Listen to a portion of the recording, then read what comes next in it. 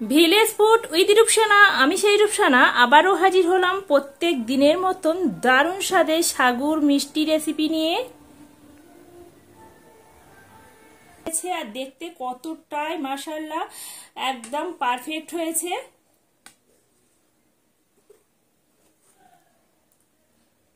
বন্ধুরা আসসালামু আলাইকুম, সুপ্রিয় দর্শক বন্ধুরা, আজকের আমি সাগু দিয়ে সাগুর একটা দুধ মালাই করে দেখাবো। তার জন্য নিয়েছি আমি এখানে 200 গ্রাম সাগুকে আমি 5 থেকে 6 ঘন্টা আগে ভিজিয়ে রেখেছি। আর সাগুগুলো এখানে সুন্দরভাবে একদম ফুলে গেছে আর সুন্দরভাবে নরমও হয়ে গেছে। এবার আমি সাগুর মধ্যে দিয়ে দেব 5 চামচ চিনি, সাথে দিয়ে দিচ্ছি অল্প একটু নুন আর চিনি আর সাগুটাকে এবার আমি হাত দিয়ে সুন্দর করে এইভাবে একদম চটকে চটকে মেখে নিতে হবে।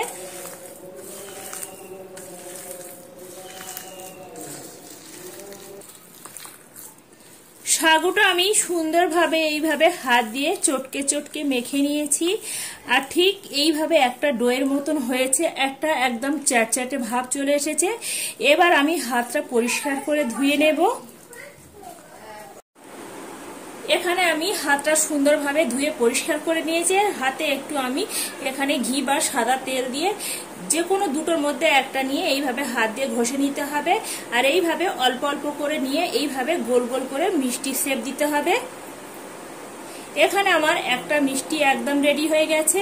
এইভাবে করে সমস্ত মিষ্টিগুলো আমি বানিয়ে নেব।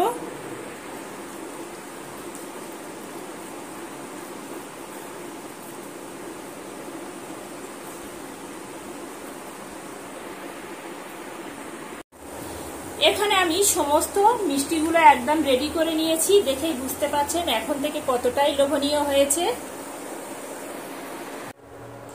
মিষ্টিগুলো তৈরি করার জন্য এখানে আমি 700 গ্রাম দুধ নিয়েছি। আর দুধটা আগে থেকে আমি সুন্দর করে জাল করে নিয়েছি।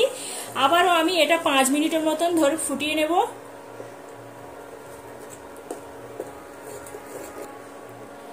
এবার আমি এই দুধের মধ্যে দিয়ে দেব 100 গ্রাম চিনি। মিষ্টিটা যে যেমন খেতে পছন্দ করেন ঠিক সেইভাবে করে দিয়ে দেবেন।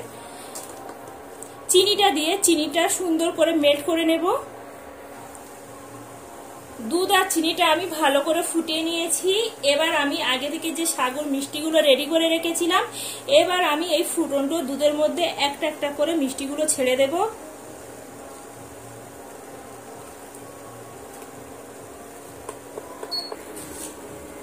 সমস্ত মিষ্টিগুলো দিয়ে দিলাম। এবার আমি ভালো করে ফুটিয়ে নেব। এখন একদম নাড়াচাড়া দেব না। দেখতে পাচ্ছেন বন্ধুরা, এখানে সাগুর মিষ্টিগুলো কত সুন্দরভাবে ফুলে একদম কত সুন্দরভাবে হয়ে গেছে। একটা তুলেও দেখাচ্ছি কতটা পারফেক্ট হয়েছে আর সুন্দর নরমও হয়ে গেছে। এই অবস্থায় কিন্তু এখন প্রচুর নরম হয়ে আছে। আরও আমি এটা ভালো করে 5 মিনিটের মতন ফুটিয়ে নেব। আর একদম জোরে নাড়াচাড়া করা যাবে না, এইভাবে হালকা হাতে নাড়াচাড়া করতে হবে। 5 মিনিট ধরে সাগুর মিষ্টিটা সুন্দরভাবে ফুটিয়ে নিয়েছি। আর শাকগুলো আমার এখানে সুন্দরভাবে দেখতে পাচ্ছেন মিষ্টিগুলো একদম রেডি হয়ে গেছে। সুন্দর একটা ফ্লেভারের জন্য দিয়ে দিচ্ছি এলাচের পাউডার। এলাচের পাউডারটা দিলে সুন্দর একটা সুঘ্রাণ হয় আর খেতে বন্ধুরা খুবই সুন্দর হয়। আর এই সাগুর মিষ্টিটা একবার হলেও আমার মতন করে একবার বানিয়ে দেখতে পারেন। এটা বাচ্চা থেকে বড় সবাই খেতে পারবেন। আর সাগু খুবই উপকার। এই গরমের সময় যদি এইভাবে তৈরি করে খাওয়া যায় খুবই টেস্টি হয়। এটা দিয়ে আমি আবারও 2 মিনিটের মতন ফুটিয়ে নেব। 2 মিনিট হয়ে গেছে। এবার আমি মিষ্টিগুলো একটা প্লেটে করে তুলে নিয়ে দেখাচ্ছি। দেখতে পাচ্ছেন বন্ধুরা মিষ্টিগুলো কতটাই লোভনীয় হয়েছে আর দেখতে কতটাই মাশাআল্লাহ একদম পারফেক্ট হয়েছে।